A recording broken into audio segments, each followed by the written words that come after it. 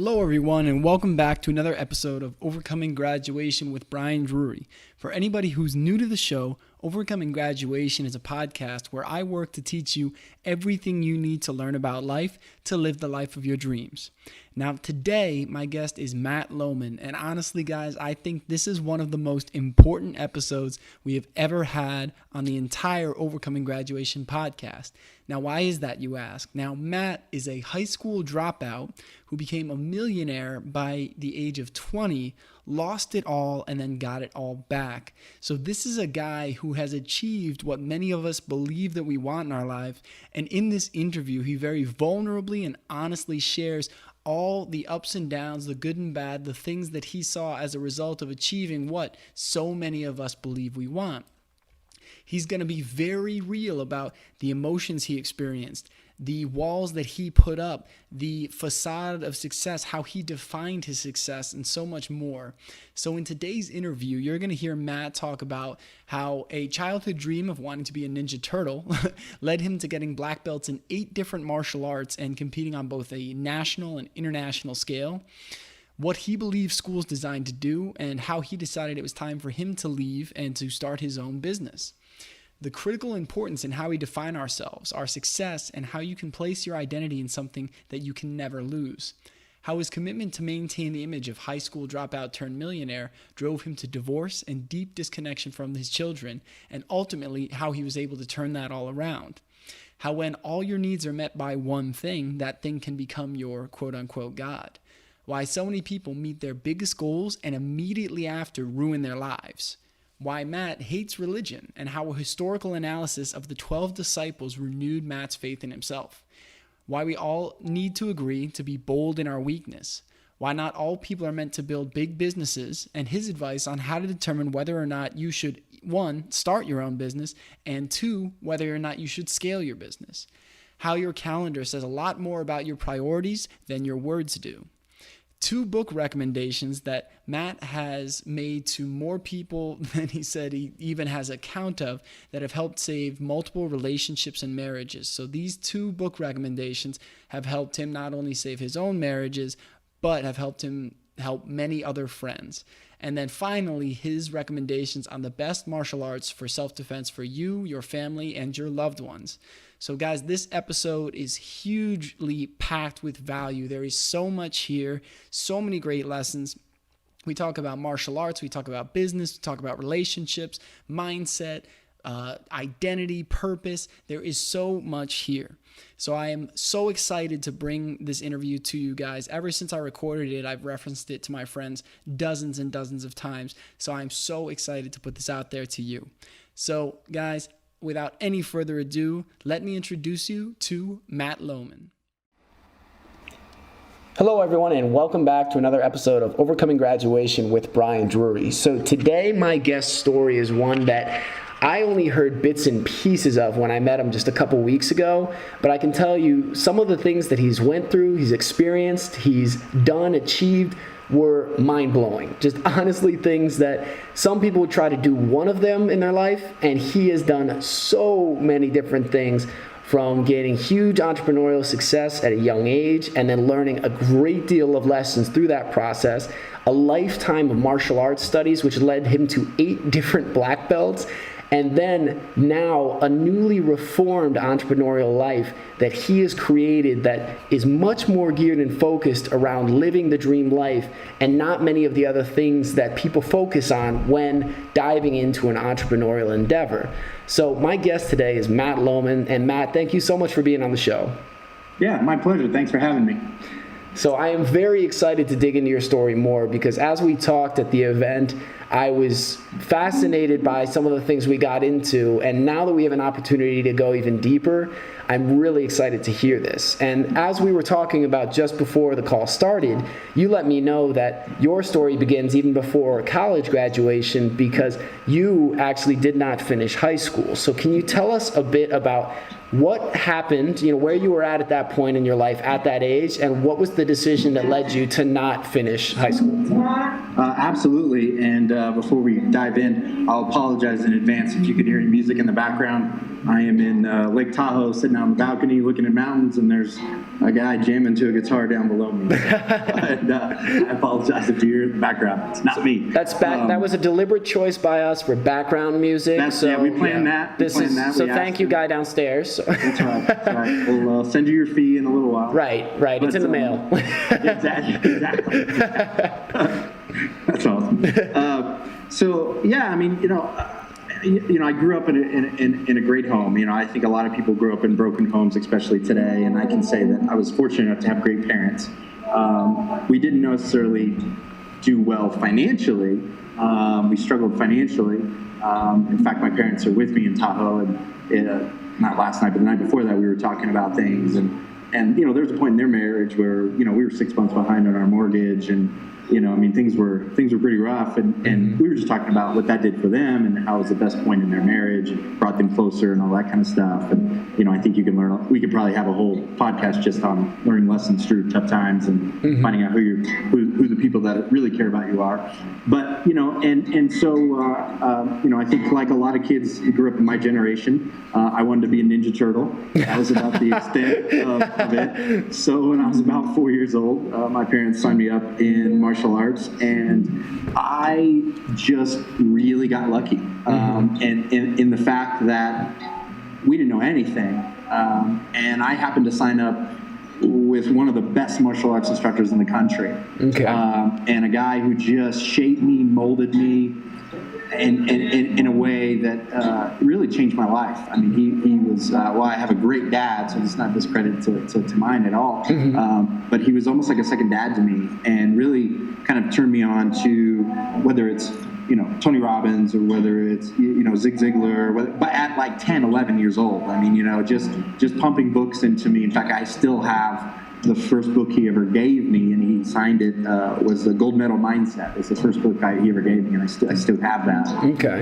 And so just really learned a lot about leadership. In fact, I still have journals from then, learning about how to generate rapport, how to public speaking, how to make eye contact, and how to use tonality, physicality, all this vocabulary, and really kind of I just was like fell in love with it, and I was like, this is what I want to do. I want to teach martial arts. And he necessarily didn't make a lot of money, but he was doing something that he loved, and he was barefoot and wore pajamas all day long. Karate. So I was like, man, I'm in, And Matt, what was the initial discipline that you started out in? What was the first? So I started out in an ATA school, an American Taekwondo Academy school. And then kind of bounced around, and the school changed, and we did a little bit of everything there. I think that was a great thing about my instructor is, right when jiu-jitsu came to the line, we started doing that. We did some judo. His sister was a great, judo practitioner, and so I learned a little bit of everything, which I enjoyed, but we definitely focused in Taekwondo. I competed on the national level and international level in Taekwondo, and fell in love with that. And that was all fun. It was what I wanted to do. I thought, as a kid growing up, it was, I'm going to go to the Olympics and do that kind of thing, and which is kind of funny because at the time Taekwondo was not an Olympic sport. So it is now though. So maybe kids like me made it happen. And so just kind of grew up doing that, and then he just always treated me like an adult, which was something that, even with my kids, there's a balance there between, giving them responsibility and then letting them be kids. But he always, I homeschooled for a period of time, 3rd through 7th grade, and I would literally be at the school 5 days a week, 6 days a week, from 3 to 9, and then on Saturday from, 9 o'clock in the morning until 2 o'clock in the afternoon. And I would clean the windows and vacuum the floors and wipe the mats and clean toilets and then put the cards away and do attendance and write get good job notes and for students, and then I would help teach, and then all of a sudden by the time I was like 12, I was like leading warm-ups and ending of class, and then I remember teaching my first full class by myself. And then I started teaching like teen and adult classes. Wow. And started teaching older people, and he just really put had a lot of faith in me.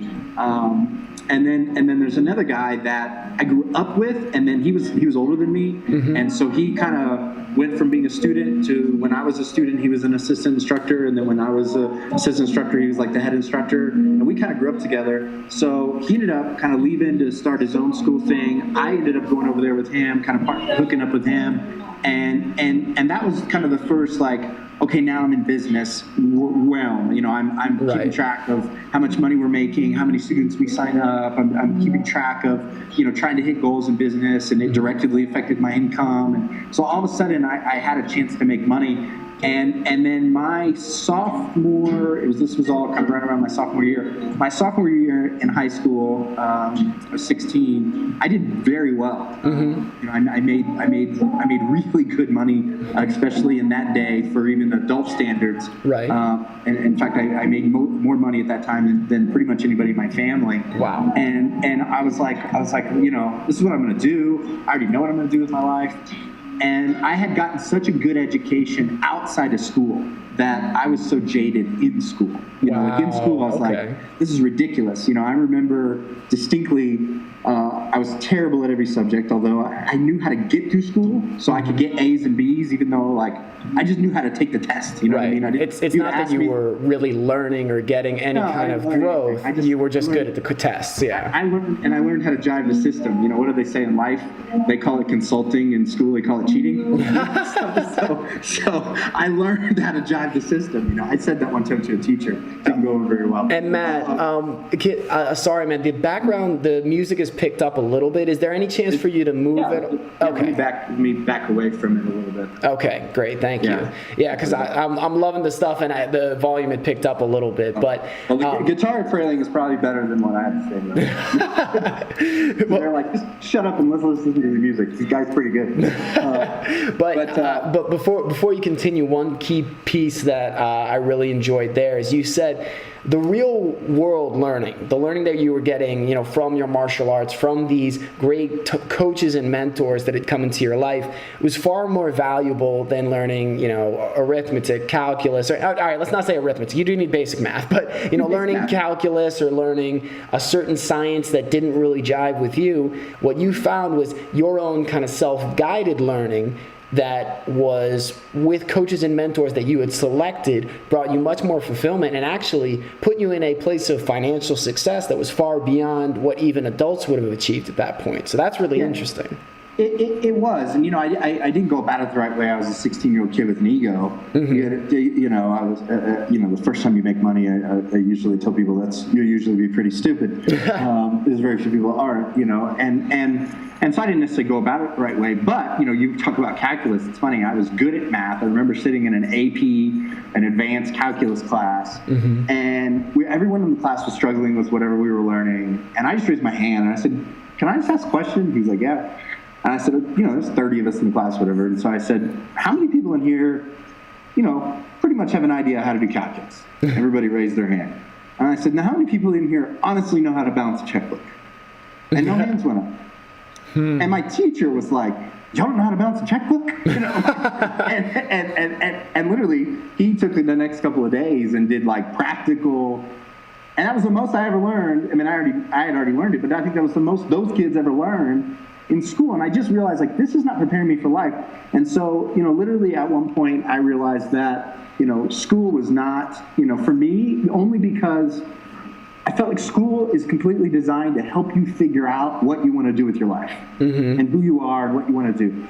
And so at that point, I was like, I already know what I want to do with my life. And so about midway through my junior year, I stopped. That's not true. Probably 3/4 of the way through my junior year, I stopped going to school.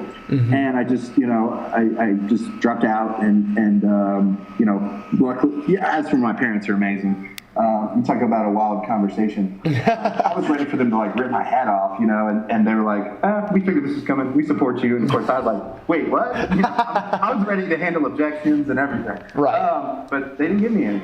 And so got out of school, moved out right at the end and got a house and just started working and started doing that. And that evolved, that business grew.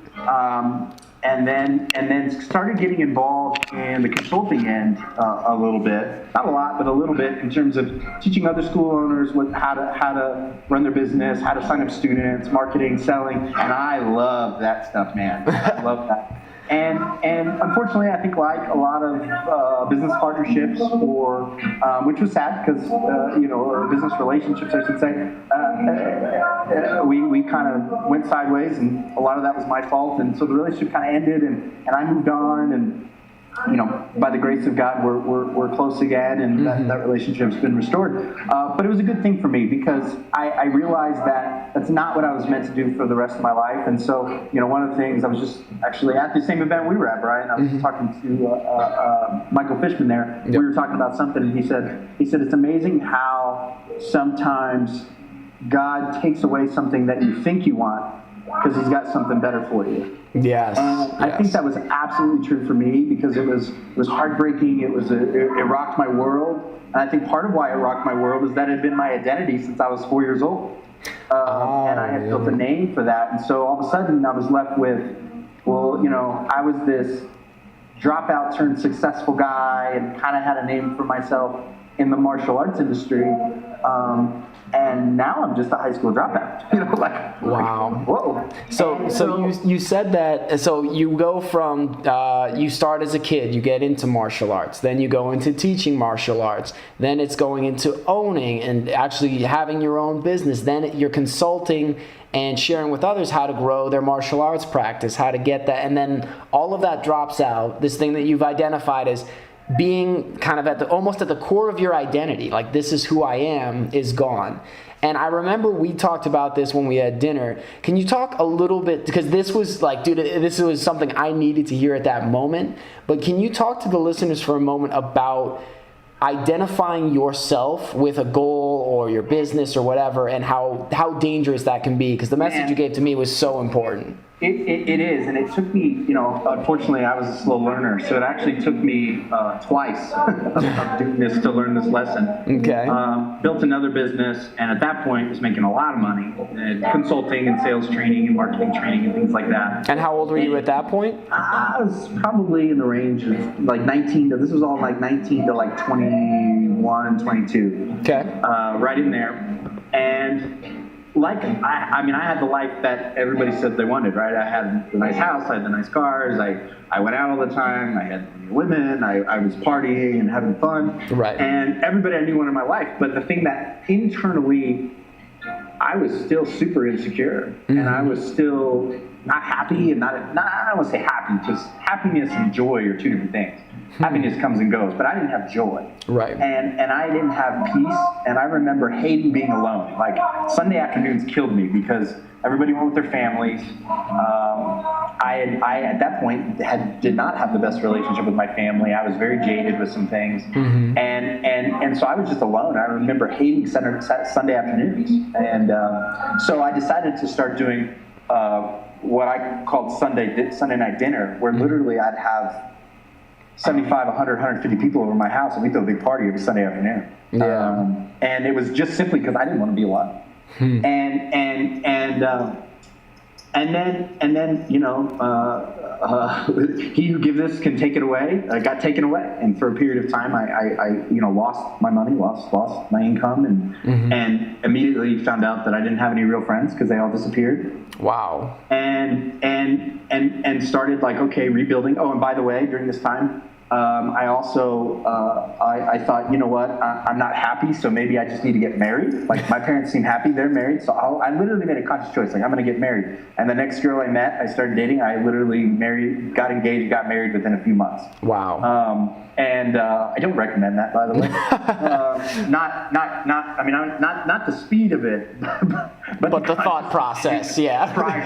And completely for the wrong reasons. And, great girl, but just was not meant to be. Had two beautiful children that came out of it, was married for 4 years, was working my butt off to, build something and make something of myself. And at that point, my entire identity was built up. And this kind of goes to what you're talking about, was I had built my entire identity on, high school dropout turned successful guy, turned millionaire, turned whatever, right? Right. And So I had to maintain that at all costs because it was who I was. Mm-hmm. And so what suffered was my kids. What suffered was the marriage that I had.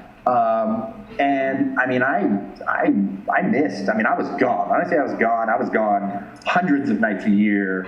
I missed the kids' first steps. I missed their first words. I just was not. And I feel terrible saying this, but I was not even emotionally connected to them in the way that I wish I was the first 2 years of their life. And then thought, okay, well, this isn't working, so I'll get divorced. Mm-hmm. And then I go and date somebody else who I actually known for a long time, went to school with growing up, and thought, okay, this will be great. Right. That was a completely toxic, horrible relationship. And then when that ended, I was just like, man, what is wrong with me? I have this life that most people would say they wanted. At the time I had moved out of the house when I got divorced, and I had this penthouse in downtown San Antonio, and I had everything that most people wanted, but I was just miserable on the inside. Mm-hmm. And if you are a parent, there is a documentary, extremely cheesy acting, I'll warn you ahead of time.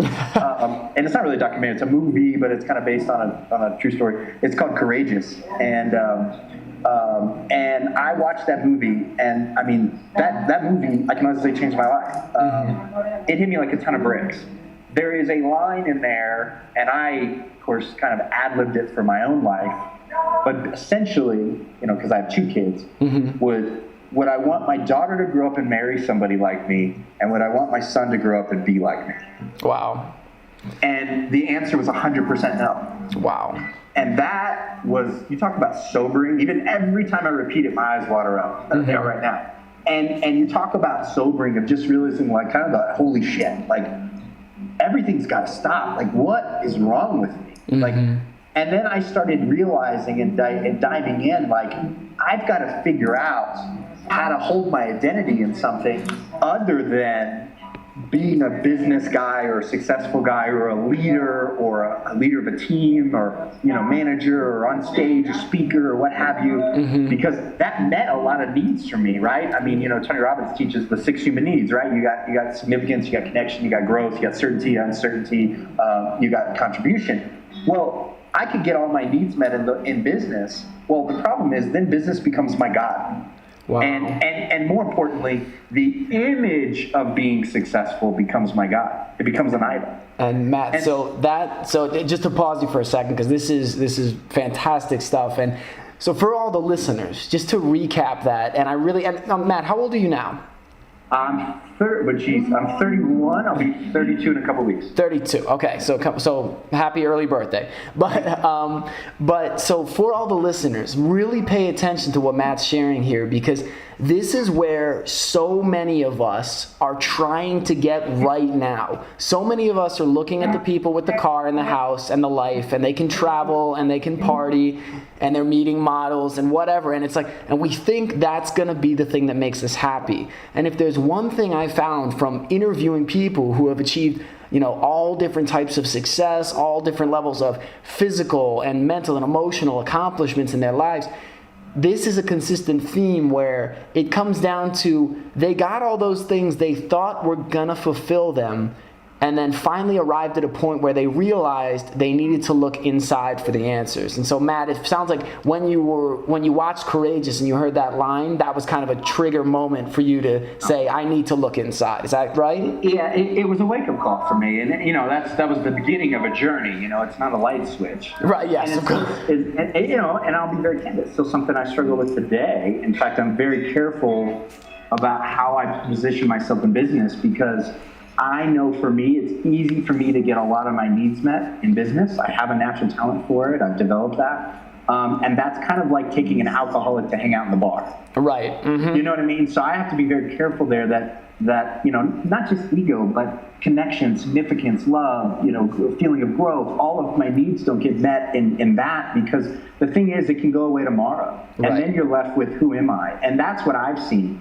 I've seen 2 things. I've seen people that feel like when they achieve this certain level of success, whatever that means for them, right? Whether it's in a sport, or whether it's financially, or whether it's physically with their health, or relationally, and then they get there, and now they have no purpose because that was their focus for so long. I've seen a lot of people hit their goals and immediately after that ruin their life.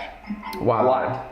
A lot, actually. They'll ruin their marriages. They'll get hooked on drugs. They'll get hooked on alcohol. And people that I never thought would have, will ruin marriages. Will just see things tank and kind of implode because they don't have a purpose anymore. So for me, I realized like business is going to come and go. Like, I mean, it's not forever. Mm-hmm. And even if, let's say you have an incredible run and you retire at 65, you're a billionaire, your companies were phenomenal, you never had a down year, which is kind of almost impossible, but let's say you did, right?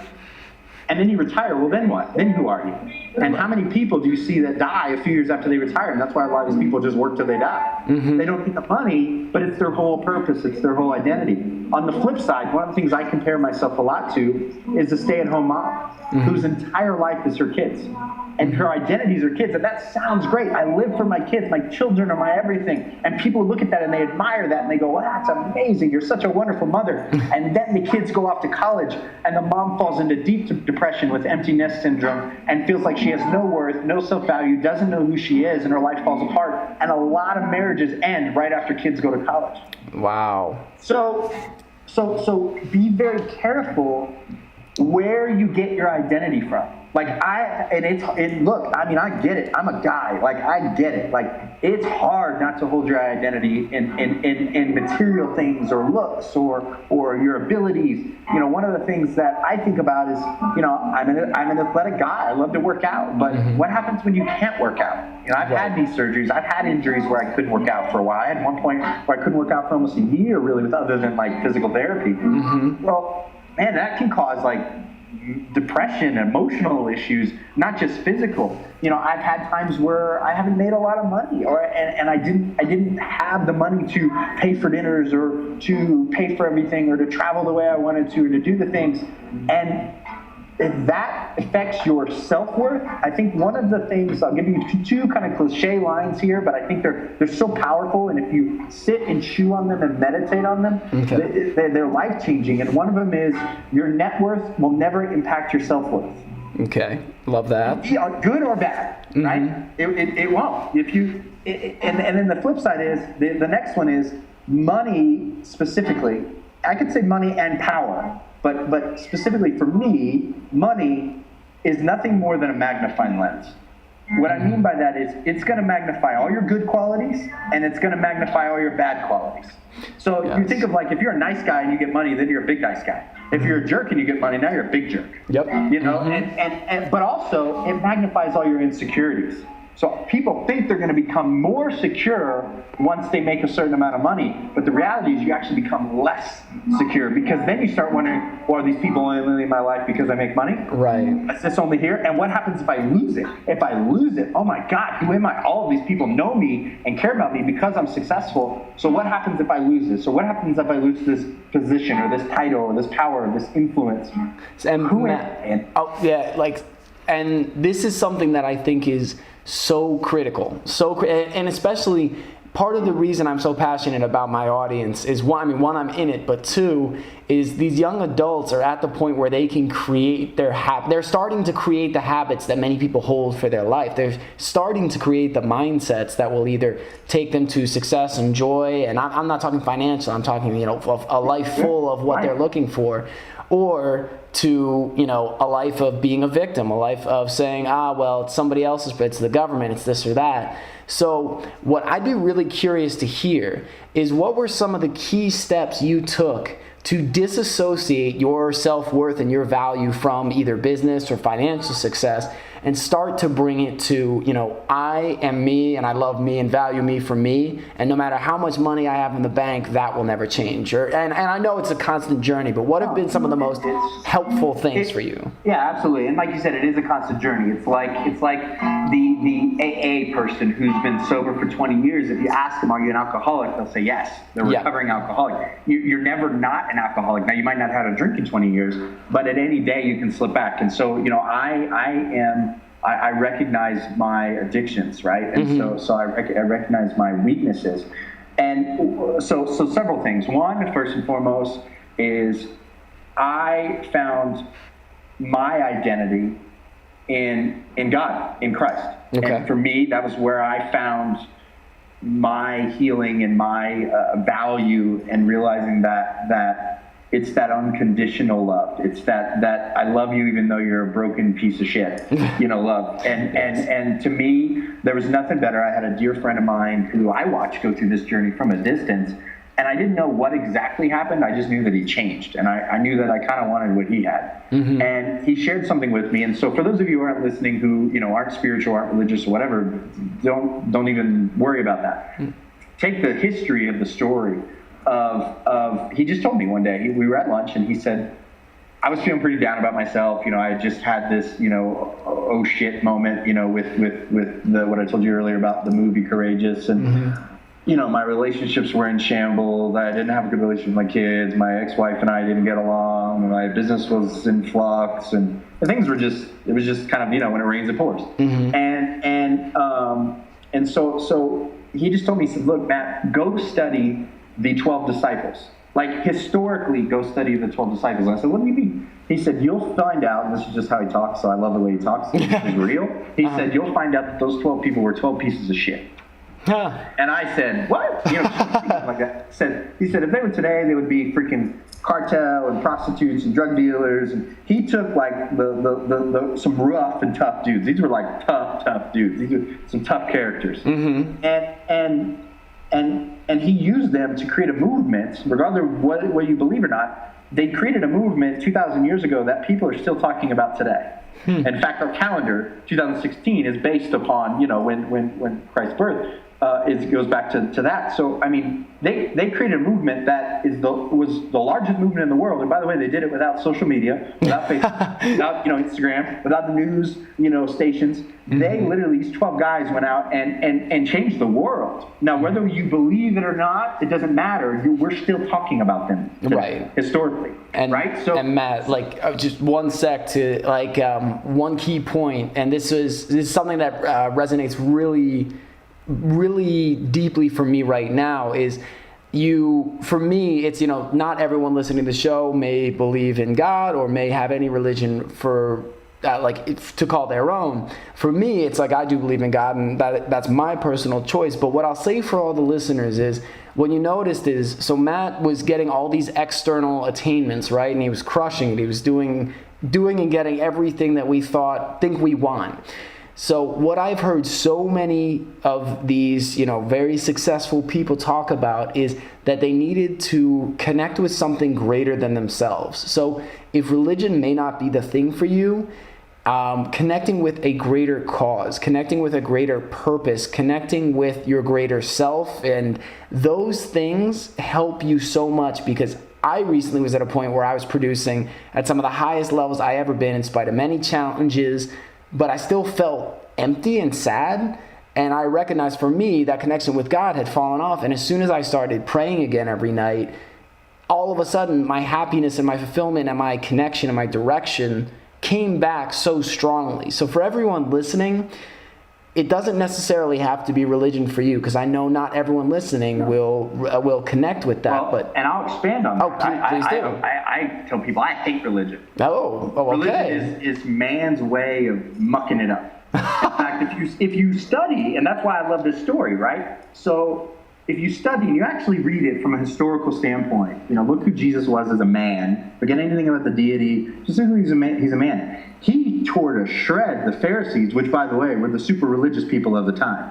Oh. These are the people that were super holy, and he just ripped them apart. In fact, there's one of my favorite stories, because I always pictured Jesus growing up as like this little holy, little weak, little wimpy guy. Mm-hmm. And then I realized, when I really studied it from a historical standpoint, he's a badass. There's a story, where the merchants, all the holy people were doing business in the temple. And he went in there, he flipped tables, so he called them worse than swine. I mean, he literally cussed them out in that day's language. Right. And he wasn't a wimp. I mean, he was no joke. I mean, people were after his life for a long time, and I mean, he was tough. He was a tough dude, and he was hanging out with some rough characters. But the thing I love about that was, he didn't choose to use the super religious, holy, look like they have it all together people to create the movement. He took the broken son of a bitches just like me. Mm-hmm. He took the people who were broken. He took the people that were hurting. He took the people that had some scars and, had some dirt and used them anyway. And to me, that was encouraging. One of the people that I love studying the most was Paul. And Paul is credited with writing 2/3 of the New Testament, okay? By most people. For Paul, in his prior life, before he had an encounter with Christ, was Saul of Tarsus. And if you read about Saul of Tarsus, both in the Bible, but even outside the Bible, there's tons of supporting documents. He persecuted and killed thousands of Christians. He actually was one of the biggest persecutors of Christianity early on. I mean, literally killed thousands of Christians. And then had a huge turn in his life. And God ended up using him to write 2/3 of the New Testament and be a huge part of spreading that mission. And so to me, one of the jokes I always make with people is, if you're ever feeling bad about yourself, just compare yourself to Paul, because at least you haven't murdered thousands of people. At least I'm better than that guy. And he still had value. He still had worth. And so to me, that was the first moment. And here's why that was so key for me. Because I was young, because I didn't have the formal education or even a high school diploma, I was insecure, even though I had achieved certain things, that people wouldn't see value in me. So what I did was I put out a wall, and I think a lot of us do, especially entrepreneurs, and that wall was, I've got everything together, I'm perfect. Yes. Right? I've got all my shit together, I've got life mastered, I work 4 hours a week, I wake up every day at 3 a.m., I eat the same diet every single day, I never cheat, you know what I mean? Like, right, I have perfect. This perfect life, and that's just bullshit. And I've got a chance to meet some extremely high achievers, and when I get them to actually put the wall down and open up, you find out they're just as screwed up as all the rest of us. They just maybe learned to cope better, or they've learned some skill sets and some traits and what have you, and some of it's luck too. And so they've achieved a certain result. And so for me, it was the first time I felt like I ever had permission to be me. And so one of the key lines when I get a chance to chat with entrepreneurs or do an event where I get to them, one of the themes I always talk about is, let's all agree to be bold in our weekness. Because to me, there's power in that. Let's not all come to an event and act like we're the, whatever, marketing gurus or, whatever their business is, we're the masters, and we all, act like everything's amazing, and secretly, either, financially you're in a bad spot, or your marriage is on the rocks, or your kids are going through trials, or you've got some health issues, or you're worried about losing your business, or you made a bad business deal, or you've got some issues with your business partners, or whatever it may be. Stop hiding all that shit, because what happens is two things. The person that's in the room that hasn't quote unquote made it yet is thinking, well, man, they're perfect. I could never be like them because I got all this crap. Right. And the flip side is, so they can't do it. And then the flip side is or you just fake it. And you go, oh, well, nobody's talking about anything, so I'll just put up a wall. And so for me, I built a huge wall. And, one of the things I joke with my wife about is nobody ever really knew me. Nobody. I mean, my family.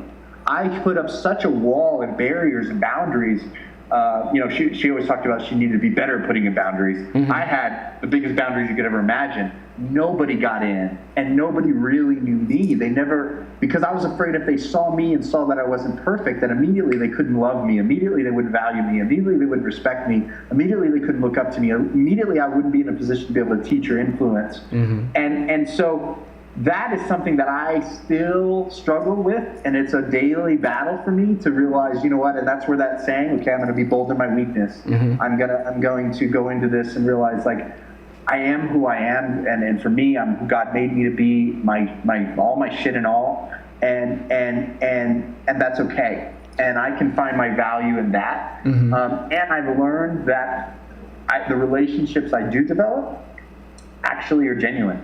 Which was new for me. And Matt, so I just wanted to pause you there. So one, I appreciate the honesty and the authenticity.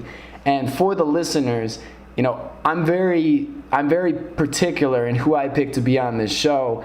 And I want people who are going to be vulnerable in their weakness. And I love that phrase, Matt, because I think that holds so much truth. And that's part of why I asked Matt to be on this show, is because if you hearing his story, he very easily could be a person who would come on a show like this and say, I've got it all figured out. I was making millions in my early 20s. He could put on that facade and that front when he was feeling that insecurity and that doubt inside. And I can guarantee that it was only through a lot of self-reflection and a lot of internal work was he able to come to this understanding and this realization of the wall that he was putting up and see that it all came back to an insecurity of not being loved and not being accepted, not being connected. So, Matt, can you tell the audience a little bit about what it was like when you let this wall down? How did your life start to change, and how did you see things change in relationships and business and in the way you treated yourself? I think the first thing, it was myself. I was able to be honest with myself. I think I had gotten to the point where I couldn't even be honest with myself. And so I was able to put things in perspective. My relationship with my kids was the absolute first thing that just 180 and invested, took time.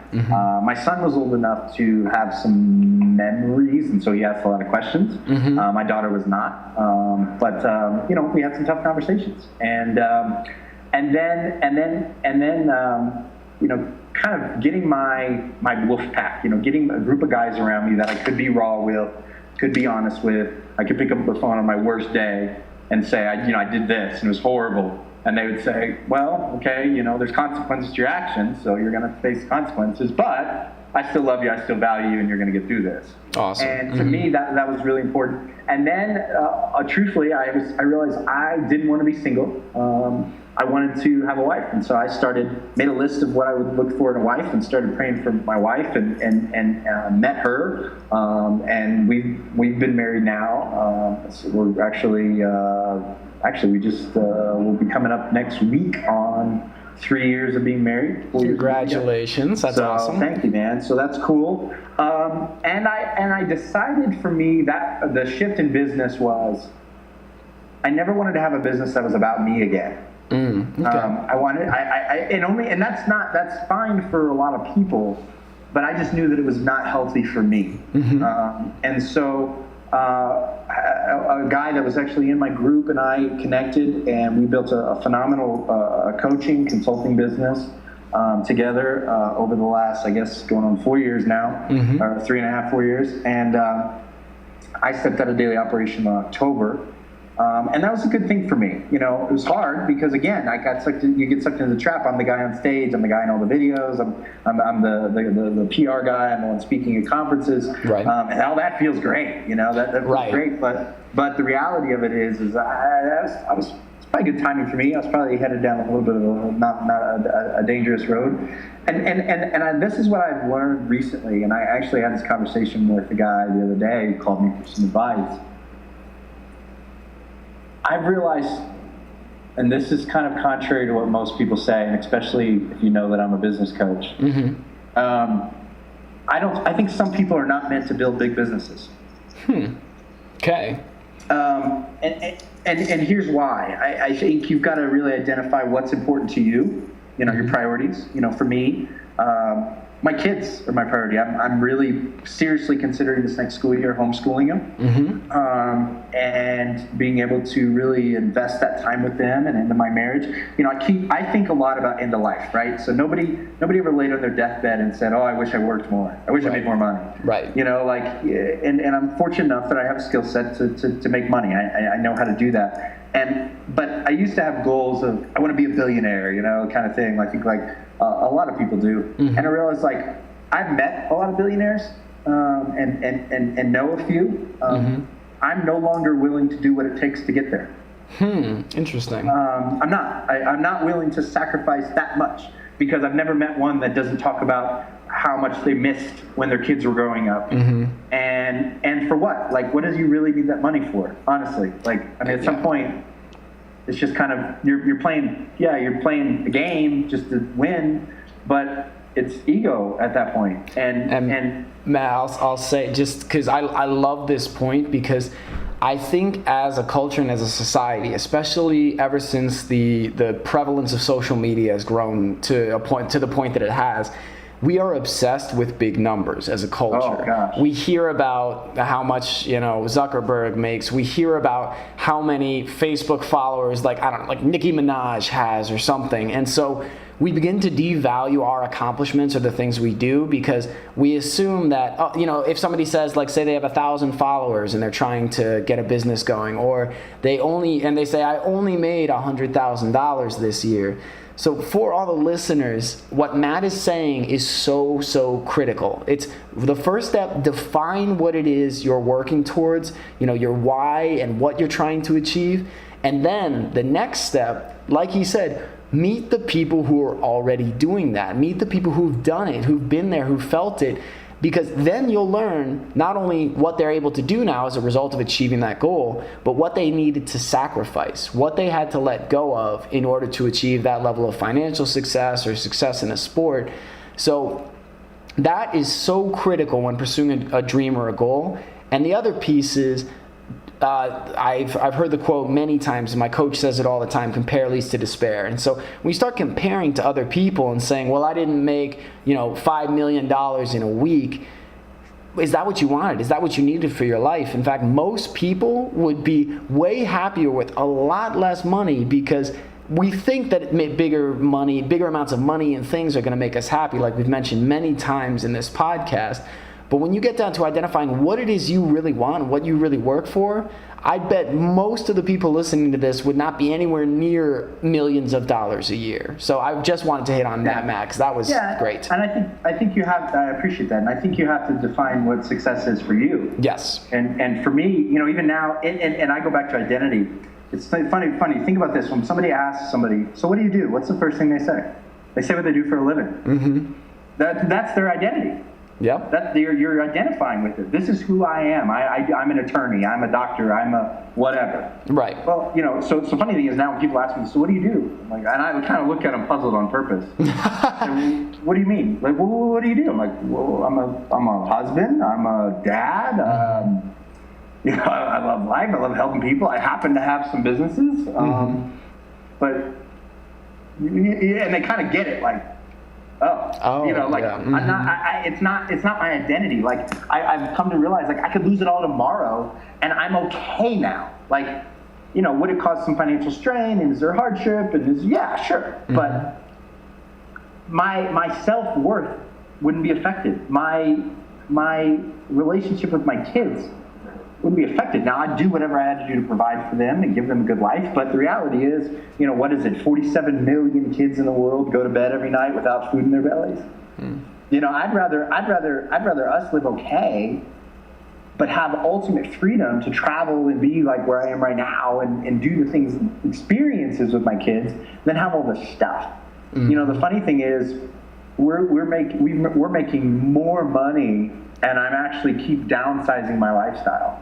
And we're actually getting ready to do it again. Like, we've got we have a nice home. And it's great. It's very close to my ex-wife. We have a great relationship. We do family Bible studies together. They come over. It's amazing how that relationship has been restored. And my wife and her are like best friends and talk every day. It's pretty cool, actually. It just really works well. And I'm not smart enough to pull that off. So that's a God thing right there. But we've been talking about this next year, this idea of homeschooling the kids. And so, right now I've got a nice car. My wife's got a nice car, in fact, my wife's car was always her dream car growing up, kind of thing. But we've been talking about getting rid of them and actually buying like a 30-foot Airstream and just hooking that back up to a truck and just traveling around the country and homeschooling the kids and enjoying life. And from an expense standpoint, it radically reduces our expenses, but it also radically increases the amount I can contribute, not just to other people, but also to my own kids, like the experiences and the ability to help and the ability to impact. And my point is, it's just learning what's really important for you. So before somebody scales, that's the big hot word, right? Yes. We're getting ready to scale. Yeah, we're going to scale. Before you scale, decide, first of all, you really need to scale? And do you really want to scale? Because I'm telling you right now, what it takes to scale a business is way more than you think it is. I've done it a couple of times, and it's ugly. I'm just telling you, it's ugly. And in fact, I find that you have and this is completely my theory, so I'm sure somebody, will find an outlier and prove me wrong. But from what I have seen, you have great small businesses that are family environments that create good incomes for the owners, take care of their staff, treat customers like family. It's wonderful. And then the company decides to really scale, and the whole culture shifts, right? It becomes corporate. You could takeovers. It becomes more hostile. It becomes more about margins. It becomes more about profit than people. It's hard to lose. You kind of lose your identity, I guess you could say, in that process. And then once they get through that process, however long that takes, it's not an overnight process. That's why, to me, you see a lot of big companies being really charitable. I think they feel guilty. Huh. I almost think that there's guilt, and I know some of the owners, and I've talked to them about it. You almost feel guilty to what you had to do to get there. Huh. And I realize that, there's nothing wrong with it, per se, as long as you're doing things that are morally and ethically correct. There's definitely a place for great big businesses that employ a lot of people and do that. But with today's ability with technology and the ability to work mobily and the ability to build a lean, mean, and efficient businesses, I think getting clear on what's really important to you and asking yourself, am I building this because it's going to meet the need of significance, or I think it's going to provide some level of security or a level of confidence, like I made it, or people are going to look at me in my image? Be honest with yourself. Am I doing this because then I'll be one of the big players and get invited to the cool masterminds and the you know what I mean? Yep. And if that's the answer, maybe it's not right for you. Now, where I think it can work is if you're just so hell bent on the mission of the business that you just absolutely need to have this in the hands of as many people as you can, whatever you create, whatever your product, whatever your service. And that really is what it's all about for you. And you just want to spread it out. And it's not about the money. Obviously, look, let's be honest. We all need to make a certain amount of money to feel comfortable, and we'd all like to have enough extra to be able to put away for retirement and bless people and get that. Right. But after that, if it's not about just, stacking up millions upon millions and having 30 cars and the $25 million house and the jet, then maybe you're the person that should scale the business. To me, that's the person who should scale. If the idea of scaling is so that you can become a big business and make lots of money and have a jet and have, 22 cars and be on the cover of, Forbes Inc. magazine or Forbes, yeah. and if that's the motivation, I'm going to say don't scale, because you're literally going from being an alcoholic to hooked on meth. Wow. It's a step up. You know what I mean? Like, yeah. I've realized for me, like, I can get my needs met talking in front of a crowd of 1,000 people.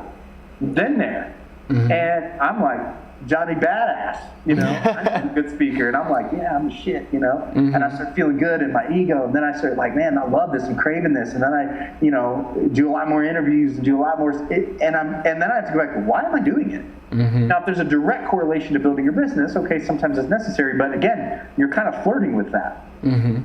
What I really like that you keep coming back to is that clear definition of what it is you're working towards and what it is you really want. And so for all the listeners, this is one thing that is a consistent lesson I've heard, and I found it to be very true for myself, is that when I sit down and take the time to think about what it is I'm working towards and why I'm doing it and what I'm hoping to achieve, like Matt said, is this about creating a difference in people's lives, or is this just about me fulfilling some ego or fueling some insecurity? And when you actually take that time, which so few people in the world do, your life is going to change dramatically. And really just taking, like, you want to know how to get up out of bed with purpose and feel inspired and engaged and excited. It's going to be on and off. Some days are going to be more so than others. But when you have clarity on what you're doing and why, you have connection to your greater cause, your greater purpose, your higher power, all of a sudden, each and every day has meaning, which is something that so few people find. But like Matt's been saying, when you are defining that clearly for you, the steps and the things you need to do to get there become much clearer, because you have a much clearer direction that you're heading. Maybe not even an end goal, but the steps you're taking to get there. Now, Matt, so since we're coming up, do you have like 10 extra minutes just before we go any further? So we would do like 15 more minutes. Man, you're gonna cut into my guitar listening time. No, yeah, absolutely. Okay, because we're hitting some great stuff, and I don't want to cut it off too quick. And I definitely want to get into the martial arts portion a bit, because I found some of these stories and the lessons and things that you learned and went through fascinating. So would you be willing to kind of dive, I mean, I know it was a lifetime, it has been a lifetime of martial arts, but can you talk to the listeners about some of the different martial arts you've tried, some of the different competitions you've been in, because I found that amazing. And then we'll get into some of the lessons and everything. Yeah, I don't mind going through some of that. You know, for me, that's honestly, it's one of those topics that I usually veer away from. Oh, really? Okay. And why is that? But I have no, I'll talk a little bit about it. Just simply because that's the bar I hung out in the most. You know, that's where I got most of my needs met, and where I picked up most of my issues, I guess you could say. No, I competed on a national, level. You know, Team Texas fought with, Team USA versus Team Mexico, and fought internationally and things like that. Did that, and I was just a lover of martial arts. I guess go back to I wanted to be a Ninja Turtle, and I never made it, so I completely did not hit my goal. They did not call me when they made the new movie. I was never one of those guys that was like crazy, like flips and stuff. I was more like the fighter. Like that was, there's like forms guys, and then there's fighters. I was definitely the fighter. I'd watch people do like backflips and twists and crap, and I'd think like, oh my God, I hurt just watching them do that. Loved Brazilian Jiu-Jitsu, got a chance to train early when it first came in, and I still love to roll, and it's probably one of my favorite things to do. Love to box, love to do Muay Thai, love to do Krav. I don't train as much now. I mean, I still do it enough to keep in shape, but it's not competitively, obviously. Just simply, time. But two, just my body can't take it anymore. I take a pounding. Back in the day, it wasn't like it is now, where like guys fighting like a couple of big tournaments a year. We were fighting like every weekend, every other weekend. So you get a lot of hours, you get a lot of mileage on your body. But it is funny when I think about that, just because that is where martial arts for me, while it absolutely changed my life in a positive way, and I wouldn't be who I am today without it, the good and the bad,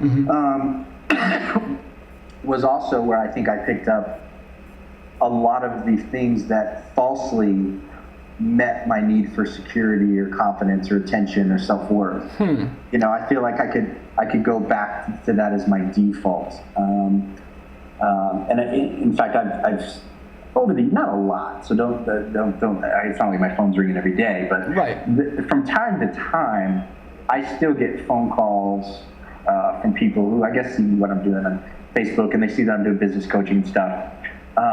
And they'll reach out to me about doing some coaching for martial arts schools, for their martial arts school or what have you. And I've veered away from that on purpose. I've actually never done it in the last, probably 8-9 years.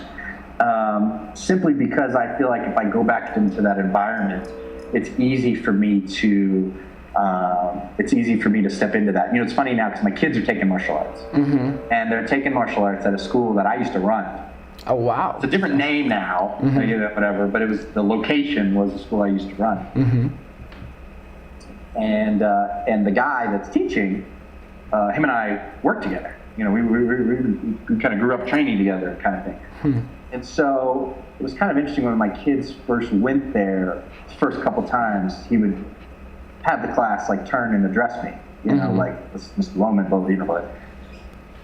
And the kids thought it was cool, like, hey, my dad's cool, right? And he we happened to be there, I think it was like the second week they were in class.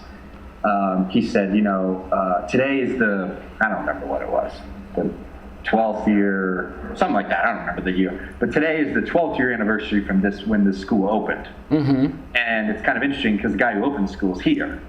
Made a big stink of it. And I went up to him afterwards and I said, I really appreciate that. And I said, Mr. Mays, I want my kids to have their own experience. Like, I don't want them to feel like they need to live up to me or live vicariously through me or have pressure on me. I want them to have their own experience. Like I want them just to enjoy it and grow up in it. And I don't want to make this about me. And I don't know that he fully understood that. We know each other. We're pretty close. But for me, it would be easy for me to all of a sudden become Johnny Badass and brag to my kids and to, let me help them, teach. I know I'm a hell of a martial arts instructor. Let me help teach. Let me help, and next thing you know, I'm back in that. And to me, it's just something where I realize I love the lessons that I learned. I love a lot of the people that I met. And I love a lot of the positive things that happened. But I also know that it was where I kind of started taking that drug of, I got to get myself worth from being the absolute most successful. I got to win every tournament, or if I haven't won every tournament, I got to act like I won every tournament, or if I got to be the best, and kind of the, in fact, I remember people saying that, fake it till you make it. Well, yep. That's called lying. You know what I mean? Like, and I did it for a long time, and it didn't work out very well. So for me, it's one of those things where I know I'm a good martial artist. I love it. I love training. I love training privately. So like, I love getting together with one or two guys and rolling or sparring or whatever. I try to avoid the public fiasco, the public stage that goes along with it for me personally, but.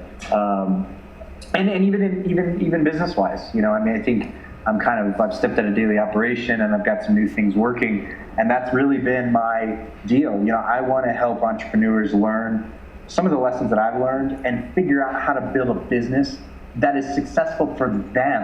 And that definition is totally unique.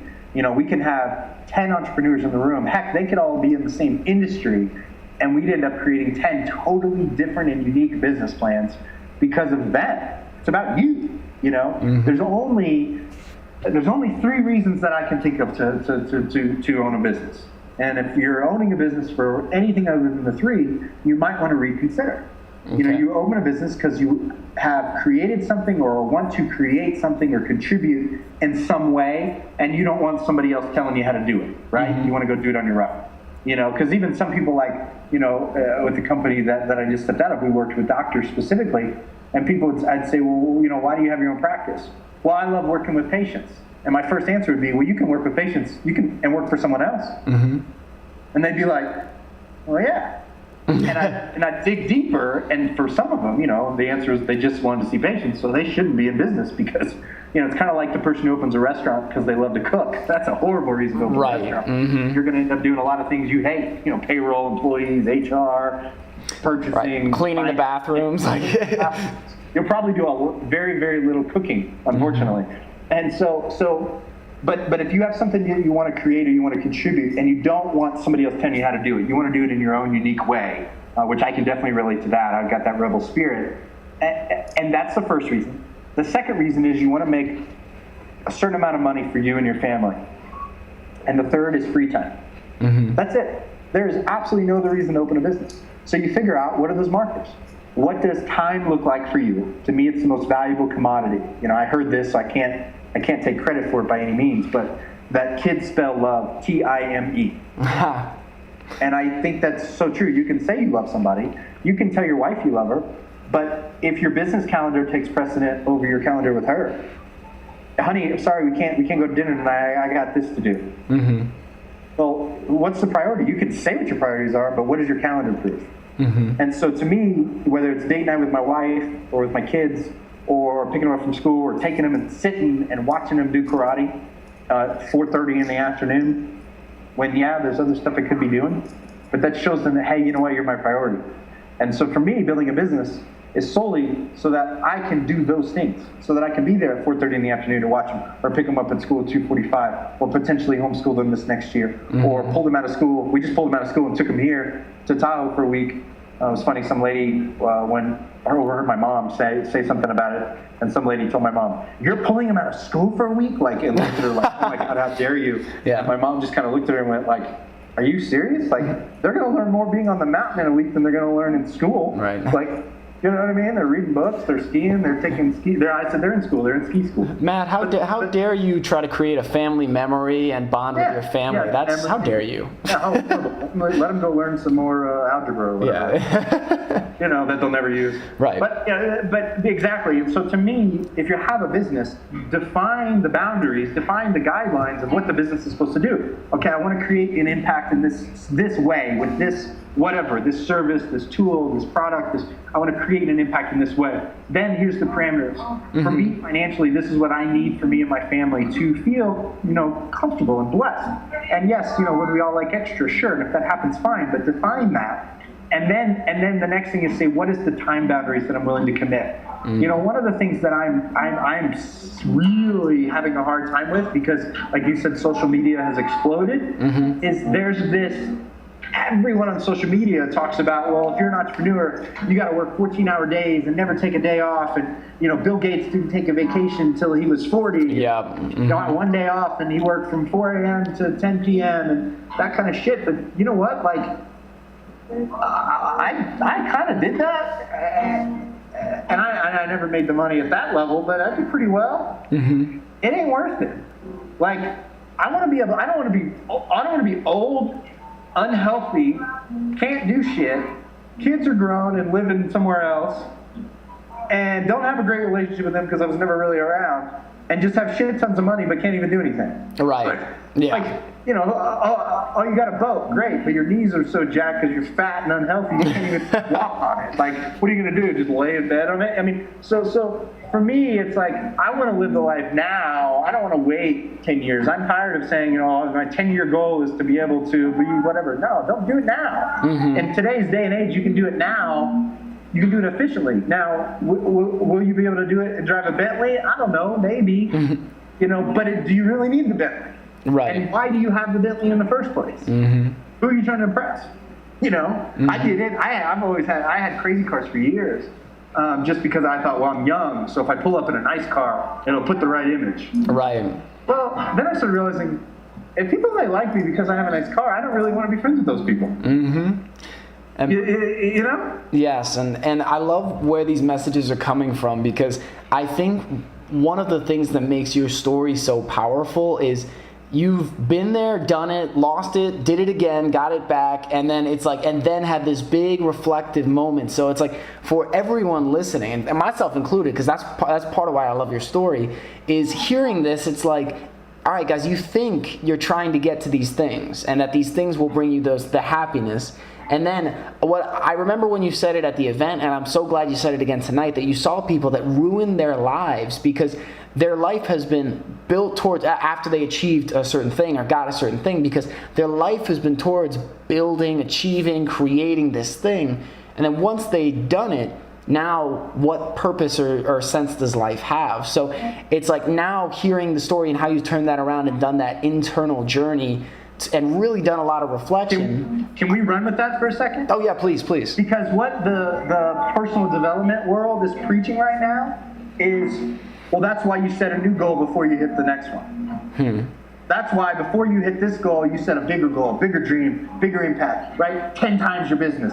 Do this, do that. And they want you to constantly think bigger, right? That's like, yeah, man, just go on Instagram for 5 minutes, right? Right. The guy that bought his first Mercedes immediately posts a picture of his dream car of the next Ferrari. It's always the next thing. It's always the next biggest thing. Here's the problem with that. The bigger you go, the more you have to be willing to sacrifice. And look, don't get me wrong. There's absolutely sacrifice involved with being successful. Absolutely. There's no shortcuts to it. You are going to have to work hard. But it can be a balance. And for me, the level of sacrifice that I'm willing to give up doesn't produce those crazy results. It produces really good results that most people go, holy shit, it's really good. And I've learned to become more efficient. Which, to me, I'd rather we be more efficient. I would rather be like the sniper rather than the guy that comes in and just sprays bullets everywhere, right? I want to be efficient with it. And so, I love guns, so that was why the gun analogy. But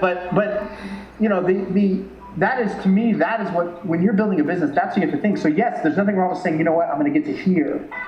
And nothing wrong with having goals after that, but to me, those goals don't always need to be business, right? Get to there in business, but then have personal goals, have hobbies, have things you want to do outside of it, and realizing like bigger isn't always better. It's not. In fact, when you start a new business, it takes a lot of work. And so you bust your butt, and maybe it's that first 18 months of just, 2 years or whatever it is of just killing yourself. And you do sacrifice relationships. Your kids will suffer a little bit, not horribly, they can handle it. And your marriage, and hopefully you have a great wife who's supportive or a husband who's supportive or whatever. And friendships, you just don't have time. I just remember when I was building businesses, I was horrible in relationships because I was working all the time. Because I feel like if I slipped for 1 second, I was going to lose my whole identity. And as a result, people that really cared about me, I never got with them. I didn't meet them for lunch. I didn't respond to text messages. I was horrible at getting back to people. I was late to every family event if I even went. Because I could justify it was I got big dreams and I'm doing things and it takes sacrifice. Right. Well, okay, that happens for a period of time, but once you get out of that mode and you get to where you're quote unquote comfortable, man, social media and everybody right now beats you over the head and says, no, you got to set bigger goals. You got to go 10 times. You got to be bigger. You got to be doing this. If you're not doing this, you're going to, and it's like, well, wait a minute. That was the whole reason I started the business in the first place, so I get my freedom. Right. So to me, that's the key. And I love that because it's just, we've said it multiple times and you repeated on this, but I think it's such an important message that I love how you're bringing this up is it comes to defining what you want. And so few people do it. And like you said, when people are saying, no, you got to 10X it, it's like, nah, man, I wanted to create this level. I don't have to do anything actually. And I've created the life that I want. I can do the things that I want, meet the people I want, and create the impact that I want. So Matt, then. It is interesting. This conversation attracts a lot of entrepreneurs who struggle with this, and they struggle with feeling like a failure or feeling like something's wrong with them because they don't have those gigantic aspirations. And so kind of what I do is, I help them distill in on what is right for them. I try not to put any of my agenda or my beliefs or my standards on it, and then give them some tools to help things become more efficient. And I've learned to become more efficient, become that sniper with their business, and then construct a life and a schedule that gives them joy and peace and happiness and fulfillment today, not someday when I hit this goal. That's amazing. To me, that's really important. Yeah, and I love that your process is not around saying, oh, well, once you implement all these steps and get to X mark, then you'll be happy. You're like, dude, let's create happiness right now in your current world with everything you've got. Find the joy and the happiness inside of you, and then work towards building the thing that you really want, not what society or somebody else is telling you to build. So that is fantastic, dude. Now, we've got about 7 minutes left. So I have actually, normally I close out with 2 questions, but I've got 2 additional ones that I'd like to hit just to get, your insight and your perspective on. Are they multiple choice? I do really well with multiple. Yes. So C. Yeah. All the above. You aced it. Okay. All right. So we're all set, guys. Thanks for the. So we're gonna do, if you're willing and everything, one about relationships, one about martial arts, and then the 2 questions I always close out with. So just kind of shorter answers, or since we've only got a little bit of time, but I want to get your perspective on these things because you're someone who's very open and candid, which I really appreciate and value. And the honesty about your relationships, not just with your children, but with ex-wives and dating, I really appreciate you being real with that. So being young adults, I'm 26 now. We have this perspective. Sometimes there's the feeling like, I should have met the love of my life by now. Other times it's, I just got to go out and party and meet girls. Other people say it's impossible to meet somebody good. So for you, I know you talked about writing out that list of the things that you wanted in that ideal woman. And I've met Kristen, and so guys, that's his wife, and they're an adorable couple. They're all googly eyes all over each other. If you look me up on Facebook, you'll see I way upgraded. In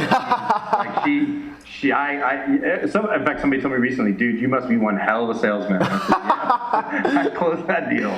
So. And guys, like you see them together, and they're obviously all about each other. It's a very sweet and genuine relationship. So Matt, for young adults in particular, like even just if you were talking to me, what would be the advice you would give on how to find a great relationship or how to become the person that you need to be to find that great relationship? I nail it, and I'm going to give you 2 books. Awesome. And I have gifted these books, I can't even count how many times, and every person who's read it, every single one has called me back and said, holy shit. Okay. And they changed my life. Mm-hmm. So one is called Search for Significance. Okay. Search for Significance by Robert McGee. There's a couple of them out there, so make sure you get the one by Robert McGee. Okay. And just an incredible book about exactly what we're talking about, identity. Where do you get your identity? Where do you get your significance? Where do you get these things? And it is the best book you read, and it will tear you down and build you back up in an incredible way. And to me, a book that runs parallel to it so beautifully is called Marriage the Journey. Marriage the Journey by Ann Tripp. Mm-hmm. Ann Tripp, Trippe, Ann Tripp. And you can find them both online. I believe they're both on Amazon. And I've given that book to more people who had asked me that question about, like, well, how do I find somebody? Or I'm thinking about getting a divorce. Wow. And I've seen so many marriages saved by that. I mean, I bought that book on Amazon, I don't know, 30 times at least. Wow. And then I've told a ton of other people to buy it. And so it is an incredible book. And here's the premise, and I'll kind of leave it at this and keep it short. Mm-hmm. Most people get in relationships, and I know I did, for the wrong reason, and that is hoping that the other person will make you happy or meet some need or make you feel loved, or, I'll give them love, they give me love. It's this quid pro quo kind of relationship. And the reality of it is, and I'm going to completely paraphrase it because Ann Tripp would never use this language that I'm about to use, so please don't over this. But this is how I took it. The analogy she says is, let's say that you have one out-of-tune piano, right? Mm-hmm. And you took it and you had another out-of-tune piano. And you tried that one out-of-tune piano was trying to get in tune with the other out-of-tune piano. Is there any way that at any point those two pianos become in tune? Wow. It's not possible. So really, what they need is a tuning key, which means they need a third party to come in and basically get them in tune individually, and then the two pianos become in tune. And so the way that I look at this is, I'm fucked up and broken in issues, and by the way, so are the rest of you, and if you're in denial, you're probably worse than me. And so I live there. Denial just ain't a river. And I recognize that. And my wife is broken and fucked up and has a history and has issues and has stuff. And if I just try to manipulate her to get my needs met, and she tries to manipulate me to get her needs met, that's screwed up. Yeah. And the other problem is, if I expect her to make me feel loved, secure, safe, significant, all this crap, I'm asking her to play God. Mm-hmm. And if I'm asking her to play God, I'm asking her to fill shoes that she will never fill, mm-hmm. and she will absolutely fail in that role. At some point in time, she would fail. And so I realized it's not her job. My wife's job is not to make me feel loved. Now she can show love, mm-hmm. but me feeling loved, me feeling worthy as a person, me feeling significant, me feeling secure, me feeling safe is not my partner's job. Right. And so to me, I remember when I read this book, I was pissed. I was pissed that nobody ever told me that and never gave me the lesson. I thought if I would have read this book, I probably wouldn't have got married the first time, or if I would have got married, I would have done it right. Mm-hmm. And so to me, I tell everybody, go read those two, even if you're not married, if you're in a relationship, if you're not in a relationship, doesn't matter. You will learn more about relationships and more about who you should be and get comfortable with you, because again, you mentioned this, you alluded to this a second ago, a lot of people will think of writing a list, and I remember when I wrote my list of who I wanted my wife to be and characters and traits, and I prayed over it. I said, God, I know you have a woman out there for me, and if I could be so selfish to ask, here's some things that I would really like in a wife. The first thing I got back when I started meditating and praying on that was, well, then you better be the kind of guy that this kind of girl would actually be with. Mm-hmm. And it was like, oh, shit. Okay, God. All right, man. Whoa, geez. Okay, thanks. And so I had to kind of go work on myself, but I also had to get my identity situated so that I didn't, because some people get it in business, some people get it from their spouse, some people get it from their kids, some people get it from money, some people get it from friendships, some people get it from everybody thinking that they're a super humble, honest person. Mm-hmm. if your whole identity is, everybody, he's so honest, he's so charitable, he's so gracious, he's so honest, and that's why you build your identity. Well, guess what? There's going to become a time when you do tell a lie. Right. There's going to become a time when you do screw up and you don't have integrity. So what happens then? Well, do you hide it, cover it up, which is even further integrity? Because God forbid people found out that the person that he's the most honest person on the planet, found out that they told a lie. Well, they would completely abandon you. Or do you be honest about it? Mm-hmm. So those are the little nuances that it can get real deep real quick. To get comfortable with that before you get in a relationship. And that was the first thing. My wife and I, we started dating. I was like, man, this girl's hot. She's amazing. She's everything on the list. And I told her flat out, I will absolutely not marry you until you read these 2 books. Huh. Awesome. And she read them, and they did. They changed her radically. Radically. And we both talk about them often. So that's great. And for all the listeners, all of the links to all the books that we discuss, all of the references will be put in the show notes. So if you missed it during the show, don't worry. It'll be there, linked for you, ready to go.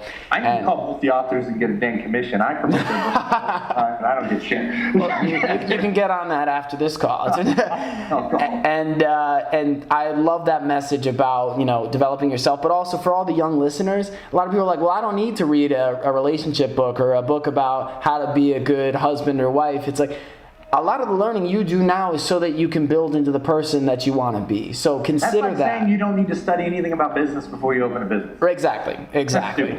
So get started now. I read a book called The 5 Love Languages, and that drastically changed how I viewed just how I had interacted, how I showed up in relationships. And so it's something where that made a huge difference for me. So, okay, man. All right. So we're closing in on time here. So, all right. So for the martial arts question, because I do have another thing at 7. So for the martial arts question, if we could get like a short or like an answer where you just capture kind of first thing comes to mind. A lot of people move to martial arts and they believe that's going to bring them the confidence, right? They've been bullied, they've been pushed around, and if I learn to kick ass and take names, that I'll be the person who can step into my greatness and everything. So being a person who has fought in pride, fought in national competitions, who's fought in so many different martial arts and gotten to a level where he's very confident in his fighting and self-defense ability, what would be the advice you would give to those people? Or what's the first thing that comes to mind when you hear somebody saying, well, I'll be tough and then I can take on the world once I learn to fight? Well, that's bullshit. But the second thing is first of all, do it for you. And there's a thing about defending. I think you have a duty to be able to defend yourself and defend your family, especially if kids, whether you're a man or woman. Mm-hmm. You should be able to defend your family. And so I tell everybody, go do Krav Maga. It's an Israeli fighting system. It's not really a martial art. It's designed to be 1, 2, it's done. Mm-hmm. The problem with most martial arts is it takes a long time to get proficient. Right. And so you're not going to be doing it for a few weeks. Whereas Krav, you can learn some pretty things early on, or Brazilian Jiu-Jitsu, because you can be a novice Brazilian Jiu-Jitsu person and have taken a few weeks of lessons and pretty much destroy most people on the street. So either one of those two, you'll get your butt kicked, in class all the time, but you'll be able to defend yourself. Mm-hmm. So those two. And for everyone listening, one of the things that I hear consistently from guys like Matt, it's these angry guys go in and they're trying to prove something, but oftentimes you walk away with a lot of peace and a lot of clarity because you get your ass whooped. If you want to be good at any of these things, you get thrown around, beat down, and it's humbling. So would you say that's true, Matt? That like through martial arts, you gained there was a humbleness that came through it. Yeah, you definitely, you think you're good, and then you get in the ring with somebody that just destroys you, and you go, wait a minute, I've been doing this all my life, and this guy just ate my lunch. So yeah, absolutely. Okay, great. So for Krav Maga and Brazilian Jiu-Jitsu, I have not done Krav. I did one class, but the school wasn't for me. But I definitely want to try that. I've done Jiu-Jitsu, guys. Highly recommend it. It's super fun. It's a great martial art. So just like Matt said, I highly recommend that as well. And he's got a much more experience to talk off of than me. But as a novice, as a beginner, I highly recommend it. So Matt, okay, man, we've got 6 minutes left, and the 2 questions that I always close out with are consistent on this show. And the first one is, if you could go back and talk to your younger self, now normally I say at, high school or college graduation, wherever the person left off, but let's say it even, in your early 20s when you were in that, you have all the trappings of success, but the inside, the wall is still up and the insecurities are just as strong as they've ever been. What would be the advice you would give to your younger self if you could go back to that point? Be honest with yourself and be honest with others. And what I mean by that is don't put up the wall. You don't need to pretend like you're something you're not. It's funny is I achieved a lot, but I still acted like I achieved more than I did at that age because I felt like it was never enough. I felt like I could never achieve enough or be perceived to achieve enough to have value. And so to me is be bold in your weakness, and be okay with that. Realize that if somebody's pretending they're not jacked up, they're pretending because we're all jacked up. And then the second thing is do something you really love and don't get caught up in all the materialistic trappings. And if I was this age, or if I was young and just starting out now, I would probably completely stay off social media because it'll distort you to where you think if you don't have 22 cars and 7 girlfriends and houses in 4 countries that you're a loser. Love that. And guys, that's a huge message is the inputs that you take in, whether or not you're conscious or you're really engaging with them, the more you flip through Instagram and see people with 50 cars and you're seeing success and build your empire and do this and conquer the world, it gets to you on a subconscious level. So be very conscious of the inputs that you are taking in, because just in the same way, if you give your body crap food, you get crap energy. If you give your mind crap, you get crap thoughts and beliefs and mindsets. So that's a huge one. And so Matt, to close out, the final question is a lot of young adults, in this millennial age group and in this era, look at themselves as not being enough. It's, once I get a few years experience, once I get an MBA, once I get that certification, I'll be enough. So can you talk a bit to what is the value you see that millennials hold in both the workforce, but just in the world in today's day and age? Well, one, they're so much more creative because there's so many more tools for them to access. They can see things globally. But then the second thing is, I think that, even from an employer perspective, you can't get millennials to work hard unless it's something that they're passionate and love about. Right. Which I actually think is a blessing. So I don't look at that as like, oh, this generation doesn't work. I look at it as you better have something that means some shit and it's doing some good, because of this generation is wants to do more than just make money, which I think is a good trait. That would be some of my advice for sure. Would be to recognize that, and then you mentioned not feeling like you're enough. I can only say what worked for me. Go study historically the 12 disciples. Go study Paul, and you'll realize, you know what? I don't need to be something amazing to have something amazing happen through me. Wow. And I've learned that I've been able to be involved, and I always say, like, I've been the conduit for watching people's lives radically change and them achieving success that would even be beyond my dreams or what I would think. And I've just been fortunate enough to be the tool that was used, or the conduit that was used. So it wasn't about my own very limited human ability. It's about something more than that. And so if you're willing to be the conduit and just say, this is just who I am, I think you'll be amazed that to realize you are absolutely already enough. Fantastic. That was beautiful, man. I love that. So now, before I let you go, I always want people to be able to share, and I know a lot of people are going to want to come and learn more about you and the things that you're doing. So can you, any resources, whether it be a website, a book, that you would direct people to so they can learn more about you and the work that you're doing in the world? Absolutely. So got a new website that's just launching here. It's called the Raw E, as in the Raw Entrepreneur.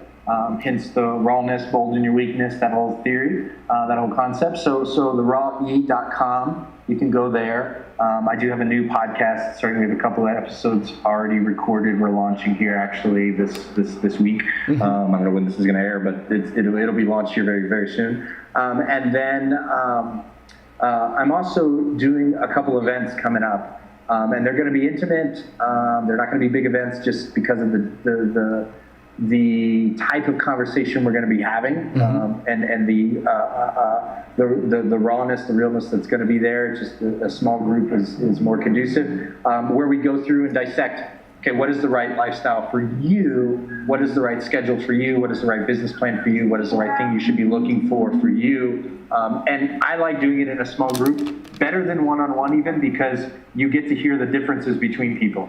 And you go like, wow, that is so not me. Or you go like, oh, wow, I can resonate with that on that person. I'm like that. And figuring out what's right for you, because to me, the business, entrepreneurship, capitalism, everything that this country was built on is such a blessing if we use it right. And it can help people, it can change lives, it can impact lives, it can create beautiful things, tools, services, products, but it also, first and foremost, can start with changing you and your family's life.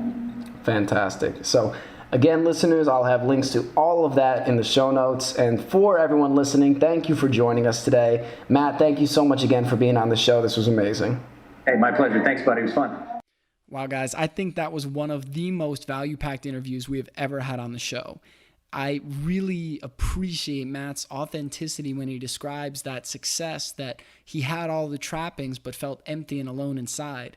I think this is so critical for especially young adults to hear, and especially young entrepreneurs, young business people, because we think that when we have those things that Matt got, that then we'll be happy. But the reality is very different. It's like any other situation where we look at the accomplishment fallacy when we tell ourselves, I'll be happy when, then the target is constantly getting pushed out. It's always about more money, more things, more stuff, more trips. So Matt's real, honest, authentic representation of what that looks like and how he was able to turn it around, I think is a story that can touch so many people's lives. It absolutely has affected me every day since I've had that conversation and every day since I met him. So guys, if this episode was of value to you, I would deeply, deeply appreciate it if you could share this with your friends and following. That is one of the greatest things that you can do to help this episode and this show grow and reach even more people. If you would like to, and if you'd be willing, I would also deeply appreciate if you would subscribe to the podcast, provide ratings and reviews on iTunes, because that helps my show to grow in the standings so it can reach even more people to get the message of Overcoming Graduation out to as many people as possible. If you'd like to learn more about Overcoming Graduation, you can visit overcominggraduation.com, the Overcoming Graduation Facebook page, or Instagram. And if you'd like to check out the OCG Twitter presence, you can search for @OvercomingGrad. If you'd like to learn more about my group coaching program, you can visit overcominggraduation.com/coaching. And if you'd like to reach out to me directly to provide recommendations, feedback, or any insights related to the shows, or if you'd just like to contact me to talk to me about what you've learned from the show, I would love to hear from you. And you can email me at brian@overcominggraduation.com. So thank you guys so much for listening today. I love you all, and I look forward to talking to you again soon.